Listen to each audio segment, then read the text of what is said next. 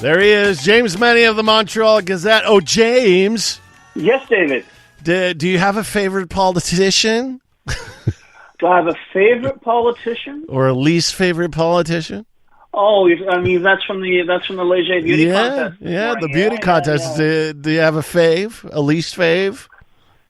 I think it's all a tie for least fave. I mean, I heard a lot of callers, trumpeting the cause of Justin Trudeau, and a lot of them said no.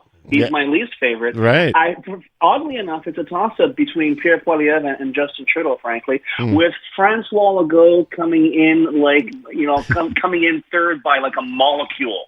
Right. Because there's like incompetent politicians. There are how can I put it, insensitive politicians. But I think Mr. Trudeau's conduct towards certainly English Quebec over the past few years speaks for itself.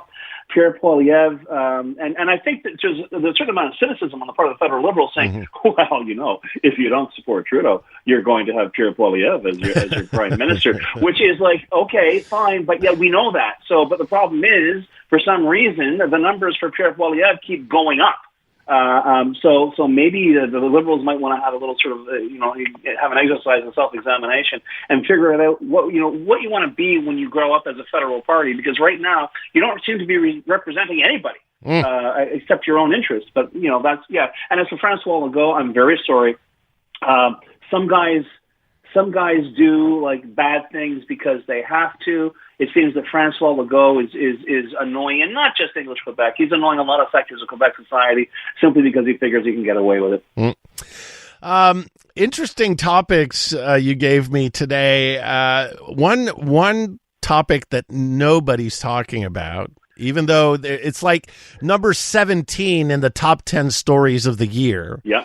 Is the environment. Everybody's talking about it, but it polls super low in terms of what people think is their most important issue. Exactly. Everybody's talking about the economy, but environment is all over us right now. Well, the irony, of course, is, to be fair, the Canadian press designated the forest fires as the number one newsmaker for 2023, simply because it was literally a story that got into everybody's face. You got up into your nostrils if you lived in Montreal. It doesn't matter where you were, out in Ottawa, in Toronto, down in New York City. This is for real stuff. And the reason I put that topic in, David, is that, as you say, they have these year-end interviews. And I was struck by a year-end interview with Pierre Fitzgibbon saying, well, the next year is going to be kind of rough. We're looking at a recession and economic growth, blah, blah, blah, blah, blah. Great imitation. Right. Well, yeah, come on. But here's the thing. We're not sitting down. We don't see it. Anybody sitting down with Benoit Charette, our environment minister. Correct. Saying, I'm not so goofy to say, well, gee, how are we going to solve climate change? My problem is, how do we actually have to create a ministry of mitigation, of environmental mitigation here?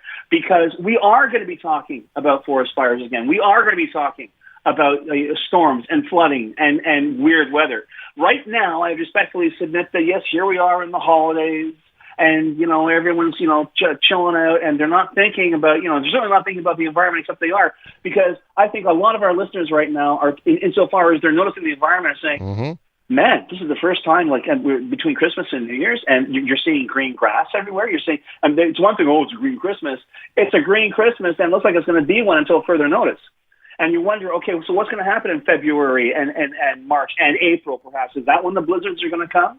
And are we prepared to deal with that? None of that discussion is going on. We're having large discussion. Well, can we eliminate, fossil fuel, powered vehicles by 2035? I love that debate because it presumes the people having it presume they're still going to be in politics in 2035. So let's put that to one side. But we have zero infrastructure ready, and worse. I think right-thinking people who believe something should be done are turning around saying, an electric vehicle, this is not front and center on my list of things to do. So, it is a kind of a circular conversation, but we're going to have to achieve escape velocity and break out of that circle and start coming up with solutions, because we are in a situation now where, it's being forced upon us. It's not a matter of, oh, we have to listen to those tree huggers again. My God. No, when a tree when that tree that you're not hugging falls across your house because there was 125, mile an hour wind gust in a place that never sees that kind of weather, yeah, you got a problem. It's funny you mentioned all of this because the story these days is the fact that the ice rinks don't have any ice, and now the debate is, should the city invest in refrigeration to have ice rinks? But you just think, hold on a second. Yeah. I mean, really, in an energy pinch, we're going to invest to put more energy for ice rinks? Really? And it's the same with the electric cars. When I was environment minister, James, people were saying, no, it's not the question to replace all the cars with electric cars. You have to invest in mass transit.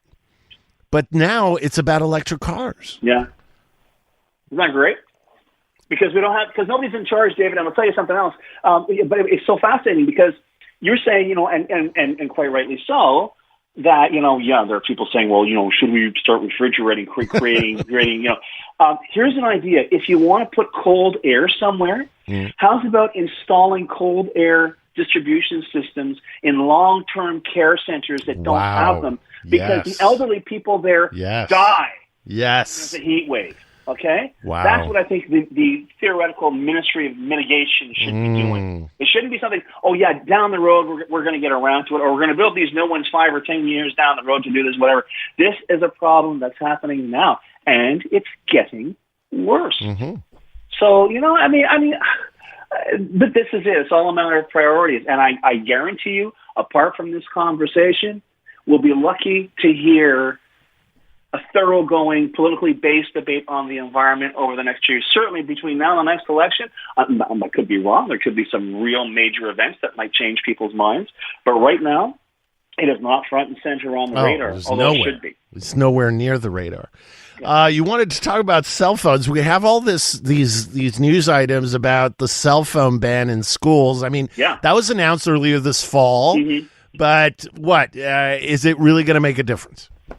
Here's my question: is and I have maintained this long before this idea of the cell phone ban was introduced. Whether it's cell phones, whether it's tablets, devices, the internet, whatever. As someone who grew up in an age without an internet and then spent the other half of his life in an age with, we literally have changed the way our thought processes are different now. We think a different way. We're far less analytical, as far as I'm concerned. We do not focus as much as we used to on issues. I mean, if it's complicated or the answer is not square in the face, you just swipe right and go on to the next topic. Yes, I'm generalizing, but guess what? Your entire existence on the internet is a generalization. Whatever is trending at that moment, as trivial as it may be, suddenly becomes the issue of the day, even though it's just a bunch of people looking at the same thing at the same time. Which is why, even though I loathe bans of any kind, I'm totally in favor of this. I hope that we do see some change, certainly in academic achievement, and indeed the approach to academics that exists in our schools. I'm not saying our kids are stupid. I'm not saying teachers aren't doing their job. But yes, we do have this device in our hand, 24/7. The problem is the device between our ears is what we should be constantly upgrading, and getting boosts for, as opposed to the device that we're staring at for way too long during the day. So I hope there are positive effects of this ban, although I think the first fallout we're going to hear is probably parents complaining, well, I can't keep track of my kid anymore. And I bet you there was nothing about that in the collective bargaining agreement that was reached today. Oh, man. Before we go, I got to tell you, though, okay? Very quickly. We'll go. All this happening so quickly, somebody somewhere blinked big time. And something tells me the people who could afford to blink least are the unions. I have a tendency to agree. Well, I can't wait for the inside stories to leak out over the next few days and weeks. It's going to be fascinating. James, thank you so much. Adama. Adama. James Mennie from the Montreal Gazette.